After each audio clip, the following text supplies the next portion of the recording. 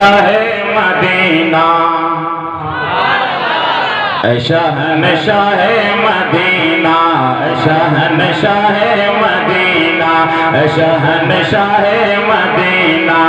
شہنشاہ مدینہ شہنشاہ مدینہ شہنشاہ مدینہ شہنشاہ مدینہ شہنشاہ مدینہ شہنشاہ مدینہ شہنشاہ مدینہ شہنشاہ مدینہ۔ آپ سوچ رہے ہوں گے ظفر عقیل شعر بھول گیا، میں شعر بھولا نہیں ہوں، انتظار کر رہا ہوں کب یہ دیوانے سبحان اللہ کہہ دے میں اپنی گاڑی جلدی سے آگے بڑھا دوں۔ شہنشاہ مدینہ شہنشاہ مدینہ شہنشاہ مدینہ شہنشاہ مدینہ تخلیق کائنات کا منشا کہوں تجھے، تخلیق کائنات کا منشا کہوں تجھے، مسند نشین عرش مولا کہوں تجھے، دیا منا کے نور نظر کیا کہوں تجھے، سرور کہوں کہ مالک مولا کہوں تجھے، سرور کہوں کہ مالک مولا کہوں تجھے، سرور کہوں کہ مالک مولا کہوں تجھے، باغ خلیل کا گل سے با کہوں تجھے، شہنشاہ مدینہ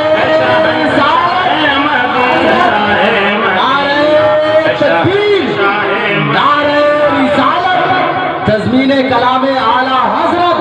حضرت الحاج ظفر عقیل صاحب قبلہ۔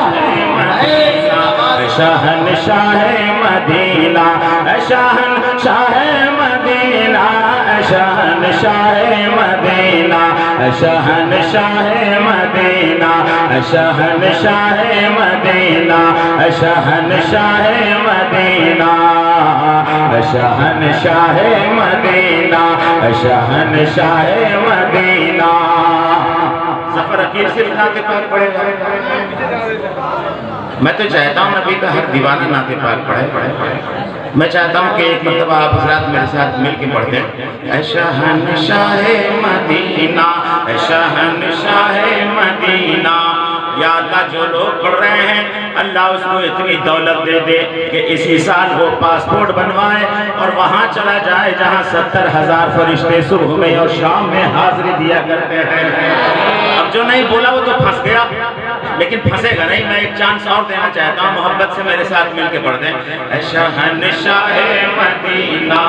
شہنشاہ مدینہ۔ ارے قسم خدا کی بہت اچھا لگ رہا ہے، ایسا لگ رہا ہے کہ جیسے حضرت علامہ ابوالحقانی صاحب تشریف فرما ہے اور وہ سن رہے ہیں۔ ان کی روح کو گواہ بنائیے، حضرت کو گواہ بنائیے، پورا مجمع محبت سے میرے ساتھ مل کے پڑھ دیجئے۔ اے شہنشاہ مدینہ، جو لوگ پڑھ رہے ہیں اپنا ہاتھ نبی کے نام پہ بلند کر دیں تو انشاءاللہ روحانیت آ جائے گی۔ اے شہنشاہ مدینہ اے شہنشاہ مدینہ شہنشاہ مدینہ شہنشاہ مدینہ۔ حضور سمدانی میاں صاحب قبلہ بوکارو کے ایک اسٹیج پہ جب میں ایک شعر پڑھ رہا تھا تو حضرت نے اتنی دعاؤں سے نوازا تھا کہ میں بھول نہیں سکتا۔ وہ شعر سنیے اور آپ انشاءاللہ نہیں بھولیں گے، مجھے یقین ہے۔ سماعت فرمائے کہ عربی میں نعت پاک جو حسان نے لکھی۔ اچھا اس سے زیادہ زور سے بول دیں گے تو آپ کا نقصان نہیں ہوگا، فائدہ ہوگا۔ ایک مرتبہ اور چیک کر لیتے ہیں کہ عربی میں نعت پاک جو حسان نے لکھی، عربی میں نعت پاک جو حسان نے لکھی، اس کے ہر ایک شعر میں ندرت ہے واقعی، اردو میں اس کلام کی تشریح کی گئی، اس کے ہر ایک شعر میں ندرت ہے واقعی، اردو میں اس کلام کی تشریح کی گئی کہ تیرے طواف میں بتا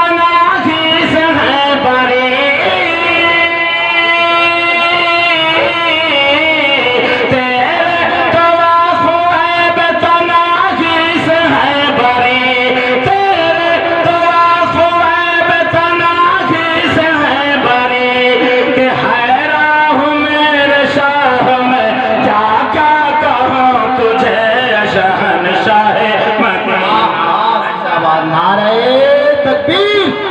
نعرہ رسالت علماء اہل سنت حضرت ظفر عقیل ہزاری باغی نعرہ تکبیر بہت اچھے ماشاءاللہ واہ زندہ باد ماشاءاللہ زندہ باد نعرہ تکبیر نعرہ رسالت بہت اچھے ماشاءاللہ پہلے 2 بوند مدینے کی ملا لیتے ہیں پھر یہیں بیٹھ کے پینے کا مزہ لیتے ہیں اتنی دولت ہی نہیں تیرے خزانے میں یزید جتنی شبیر کے دیوانے لٹا دیتے ہیں اللہ تعالیٰ سلامت رکھے ایک مرتبہ اور دونوں ہاتھوں کو بلند کر کے کہہ دیں اے شہنشاہ مدینہ ایک ہاتھ امام حسن کے نام پہ دوسرا ہاتھ امام حسین کے نام پہ بلند ہو جائے حضرت گواہی دے دیں گے تو انشاءاللہ قیامت میں آپ کا کام ہو جائے گا پورا مجمع ہاتھوں کو بلند کر کے کہہ دیں اے شہنشاہ مدینہ اے شہنشاہ مدینہ اے شہنشاہ مدینہ یہ بہت لمبا کلام ہے میں مقطع پڑھ رہا ہوں اور ایک شعر اپنا بھی پڑھوں گا اسی لہجے میں ایک شعر تو پڑھوں گا ہی آپ سماعت کریں مقطع سے دیکھیں اس لیے کہ وقت نہیں ہے میرے پاس اوقات بھی نہیں ہے آپ مقطع محبت کے ساتھ دیکھیں سماعت فرمائے کہ سب کو مزاج الفت خیر البشر دیا سب کو مزاج الفت خیر البشر دیا تاکہ سخن کو گوہر بدحت سے بھر دیا سب کو مزاج الفت خیر البشر دیا تاکہ سخن کو گوہر بدحت سے بھر دیا آبادی سخن کو معانی کا گھر دیا لیکن رضا نے ختم سخن اس پہ کر دیا لیکن رضا نے ختم سخن اس پہ کر دیا لیکن رضا نے ختم سخن اس پہ کر دیا کہ خالق کا بندہ خلق کا آمد ہو تجھے شاہ مدینہ